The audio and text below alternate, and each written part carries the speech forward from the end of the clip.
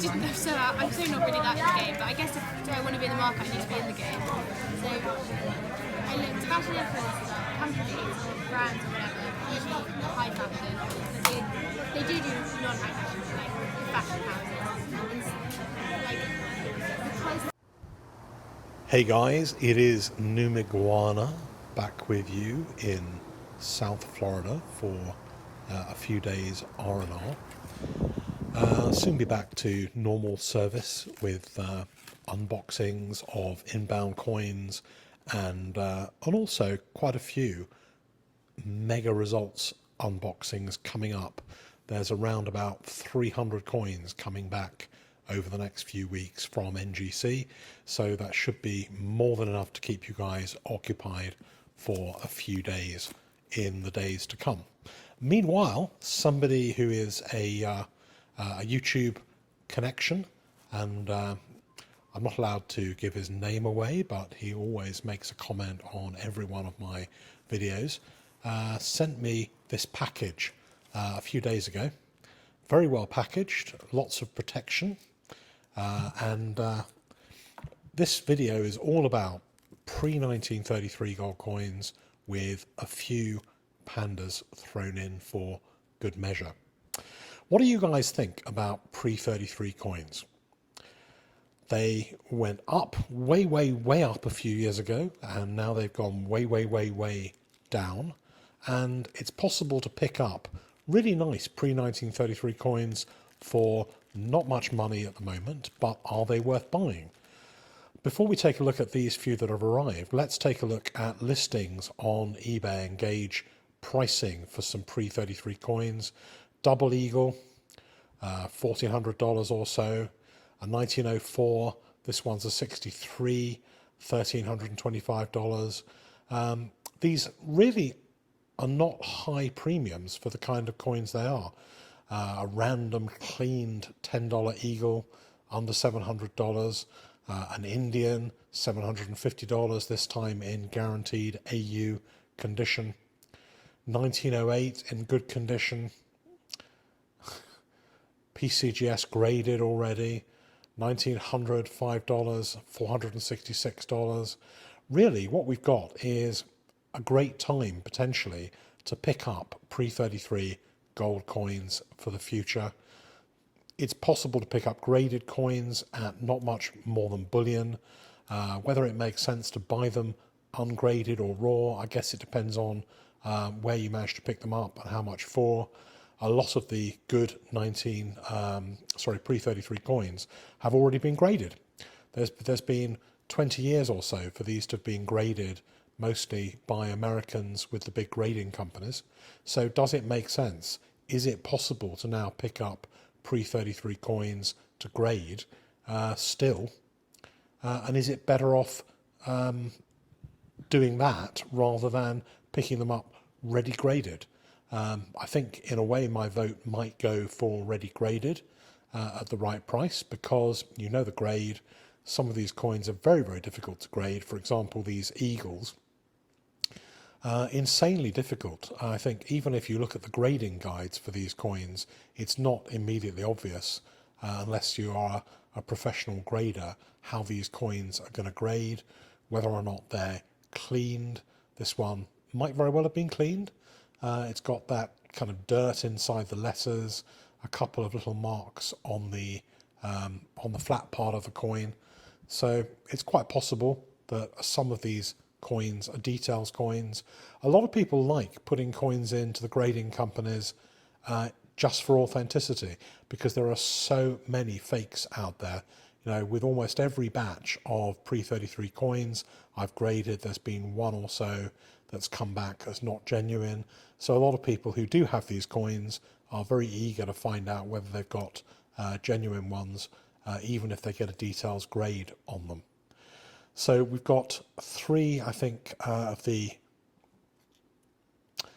quarter eagles, and a lot of the quarter eagles weren't used for trading, and therefore they can be fairly worn. I kind of like the quarter eagle as a denomination, but and I did grade a while back some of these myself, and I graded one of these 1911s,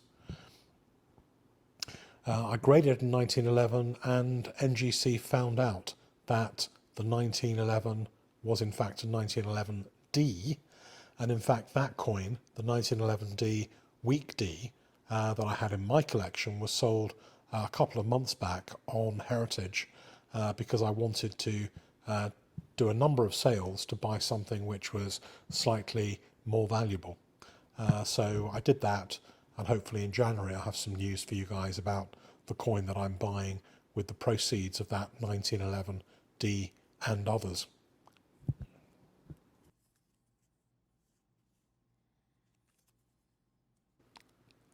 When I first started collecting and stacking, it was a pretty good time to pick up these 1933, pre-1933 coins. I was able to pick up quite a few $1 coins, quarter eagles, half eagles, a few eagles, and I think I've got one double eagle. But after I picked up quite a few of them, the gold price became a little bit more expensive in pounds, and so I didn't really focus on those. And at the same time, I became more interested in sovereigns than pre-33 gold, so I never really bought very much more. I've sold a little bit of it. Sales have been fairly disappointing financially.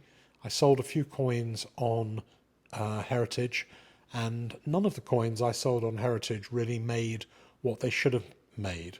And it sets me thinking that maybe now is a good time to be buying pre-33 because they're going cheaply. Whether that investment is a short-term investment or a longer-term investment, I don't know, but they seem to be good value now and worth picking up, the good ones. But maybe not such a good time to be selling pre-33 right at the moment. There's a lot of it about. And in fact, particularly on the larger denominations, there are literally hundreds of thousands of these coins. They're all left. They're usually in very good state, having been used as trade coins or being repatriated from European banks. However, that may or may not make them a good investment. And I don't know, in a way, whether they are as good an investment as rare sovereigns or even rare semi-numismatic coins where they have a limited mintage. They score really highly in terms of authenticity, history. Just the whole look of them is just America in a different era and is absolutely fabulous. But there's no getting away from the fact that these coins were produced in massive numbers and survived in massive numbers, despite the prohibition of gold in the 1930s. So, which ones are worth buying, which ones are not worth buying? In my view, the double eagle is mostly to be avoided. There were lots and lots of them. They're all in pretty good condition. Well, there are obviously some exceptions, but a lot of them survived in pretty good condition. There are some rare dates, and it's possible to look for those rare dates, but most of them have already been found. This one is in lovely condition, and hopefully will grade pretty well. Maybe a 63 or a 64. A lot of mint luster on this one. Very, very nice coin. But is that a good coin to pick up? I mean, it's pretty late. These coins were produced for a long period of time, and the early ones are collector's items, but the later ones are mostly bullion kind of thing only. They're nice. They're worth picking up as a nice item to own, but I'm not convinced they're ever going to give a very big investment return over and above the changes in the bullion price for anyone who starts buying these now. If I had to have a favourite and one that I particularly enjoy owning, it's got to be the $10 Eagle Indian head design, which I think is an absolutely stunning design.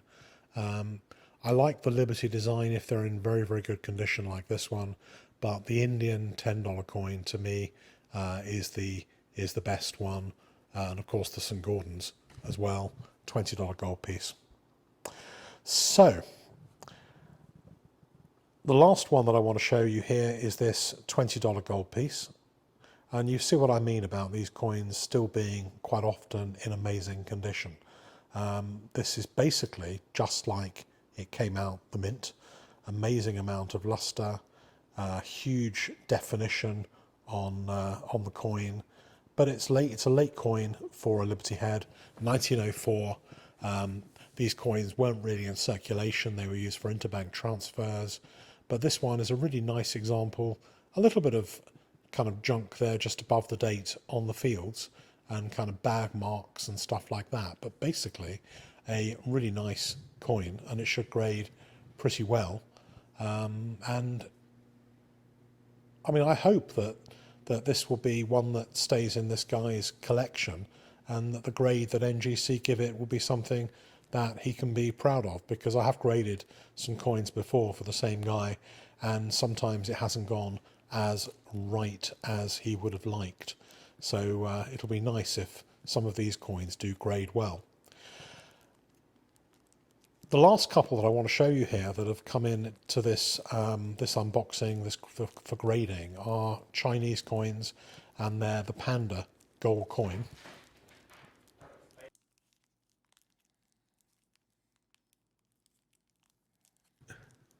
The thing that's really worth saying is that if you submit chancy coins for grading, you'll get dodgy results. And this guy knows this, and he's been searching for the best possible, most perfect half-ounce and quarter-ounce Panda that he could possibly find. You can see the plastic is in good condition. It's been kept well over the years. It's a 1986 50 yuan denomination, half-ounce bullion Panda. Really nice condition.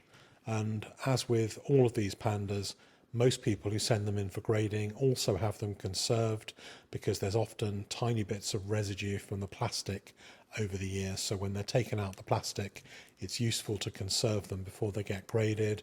Very few of them seem to get a 70, but I think that these two here stand a reasonable chance. This one's the quarter ounce, 1987, 25 yuan denomination Panda. Neither of these are particularly rare years, so they're still possible to pick up at reasonable money. Some of these Pandas in the OMP. There are some very rare years, but these two are not those. So we've got two Pandas, and we've got a number of Pre-33 coins. I hope that they'll do well, or as well as possible, at NGC in their grading. Let me know what you guys think, particularly of the pre-1933 market at the moment, and whether that's something you're investing in.